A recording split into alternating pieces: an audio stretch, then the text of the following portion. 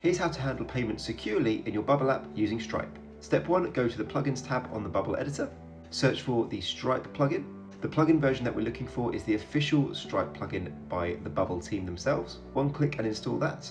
Make sure you have a Stripe account set up. It's completely free to set up a Stripe account at stripe.com. Once you've completed Stripe setup and entered all of your business details, you'll then be able to generate an API key for the development version of your app and also the live version.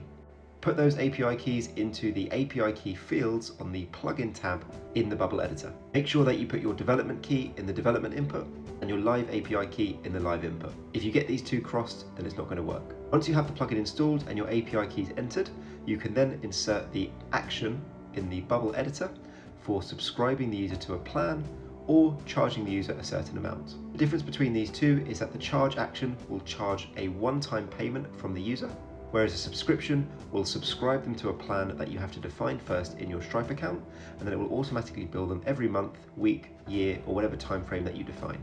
So if you're building a software business or a SaaS product, then you'll want to use that subscribe action. If you're just building an app with a one-time charge, then you can use the charge the current user action. Be sure to define the amount to charge if you are using the charge action, otherwise it will fail. You can also define which currency you want to charge the user in, so make sure that it aligns with your country, and you can also add in any tax rates that you might want to apply. Once you have everything set up, you can then preview your app in development mode and run a charge or subscription for the current user that you're logged in with, and make sure that it all works and that all of the charge data and information for the user is captured in your Stripe account.